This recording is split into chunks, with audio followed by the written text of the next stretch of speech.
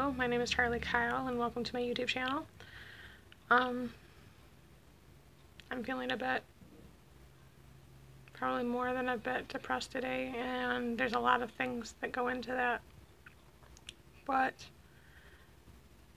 I'm making myself make a video because my inclination is to hide, to withdraw,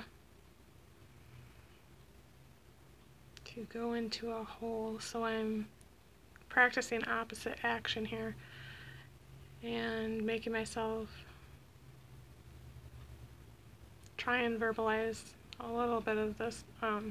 There's a lot of things that go into the depression. I'm not even aware of all of them, I'm sure. But there's one thing that I want to talk about. I have decided to start weaning myself off of my sleep meds, Ambien, Zolpidem. I've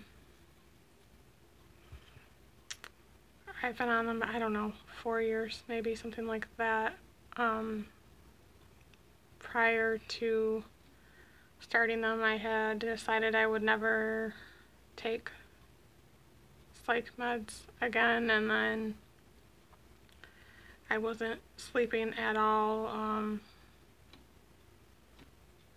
which was worsening chronic illness symptoms, and I felt desperate, and the doctor basically told me there was no way I was going to get better if I didn't sleep, so I started taking them, and it's the only thing that has actually helped me sleep.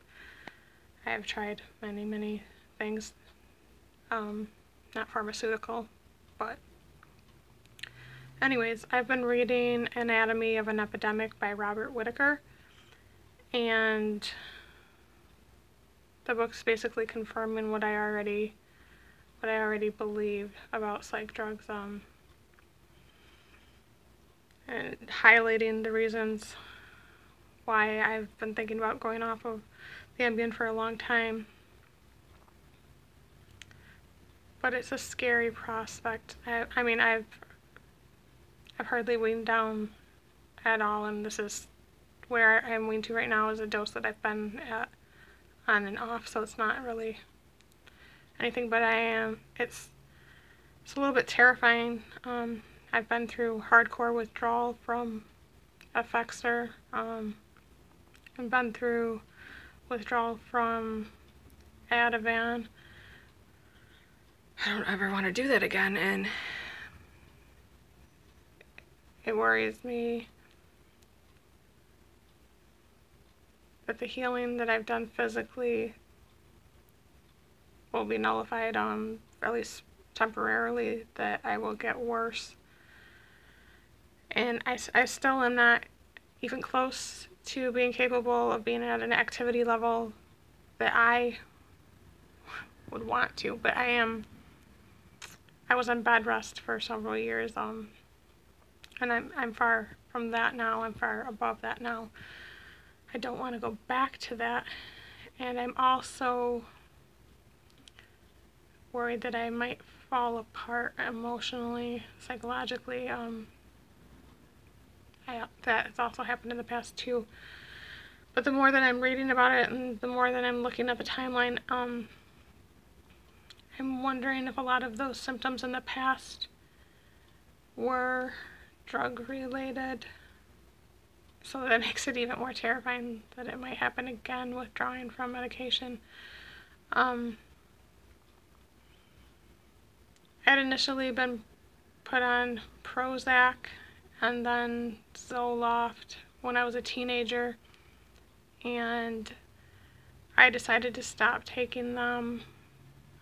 They weren't doing me any good and just giving me side effects, and I didn't taper off of them, and I didn't believe that I had any withdrawal symptoms, but I did get sick shortly after that. That was the first time that I was diagnosed with chronic fatigue syndrome, and that time I didn't get nearly as sick. I was about as sick as I am now, and it was only about a year and a half or something like that, and I was able to bring myself back to health, changing my diet and getting a lot of rest, and doing a lot of research and working on my own healing, basically. And at that point, I had decided I would not want to try psych meds again. But when I got into therapy again, my therapist was very gung-ho about it, and it kind of felt like this is what you have to do if you're going to get better. And I don't feel like I cared enough about myself to stand up for my beliefs. So I did the whole med merry-go-round, tried a whole bunch of different things. I didn't get any relief from any of them, just side effects. The psychiatrist finally left me on a ridiculously high amount of Effexor because I had a teeny tiny reduction in anxiety. Like, I mean, teeny tiny, but I was on that for probably about 4 years until I attempted suicide, and they wanted to wean me off using another medication to temper the withdrawal.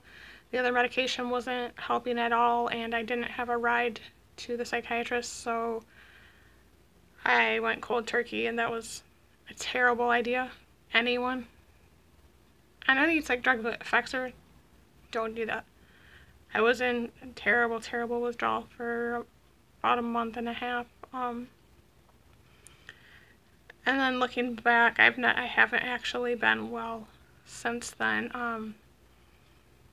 The onset of this diagnosis of chronic fatigue syndrome, adrenal fatigue, all of that, happened after I got a flu, and it didn't go away, but I was actually sick before that. When I would try to work out or something like that, I would get a flu-like illness, so I'd stop and rest, and then I'd try again, and I'd get sick again, and my hypoglycemia was already a lot worse, and I can trace this back to the end of the Effexor. So then again, at that point, I had decided that I wasn't going to take psych meds, but I fell apart. Like, I completely fell apart. I don't even know how to explain that. I couldn't leave the house. It was a major breakdown. And I didn't sleep at all. And my anxiety was horrible. Like I said, I couldn't leave the house. I was afraid of everything. And talking to my therapist about this, because I was still active and I didn't sleep, and I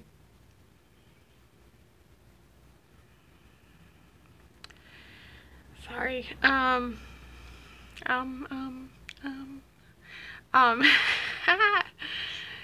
he wonders if I may have been manic triggered by the withdrawal from the Effexor, and I think that is highly plausible.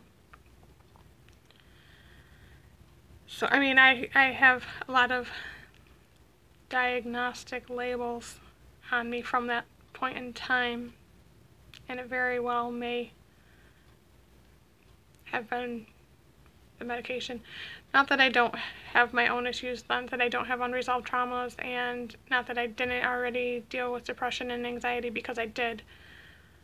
But this was a whole other monster. I don't believe I would have gotten that sick had it not been for the medication. But anyways, I had moved out of state, and I moved back here, and I was going to start therapy again, and it was basically, again, told to me, we can't help you unless you're medicated. And I was such a mess, and I was so desperate. After a lot of arguing with my family, I finally agreed, and I think I shared a little bit about my experience with Ativan. Got no relief for my anxiety. It just knocked out all the positive parts of me, and I was nuts. So I ended up in the hospital. Not a good time. Fortunately, I had a neurofeedback practitioner that helped me wean off of that, so the withdrawal from that was not nearly as bad. And again, I told myself, no more psych meds. Went to the fibromyalgia specialist, and she told me there was no getting better without sleep meds, without sleep. And I had not gotten below like stage 1 sleep in over a year, and Ambien helped me sleep. So that's a very hard thing to say no to.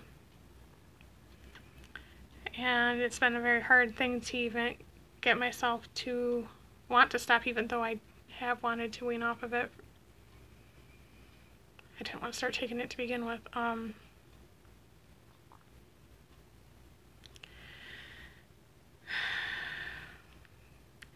But yeah, so I've decided I'm going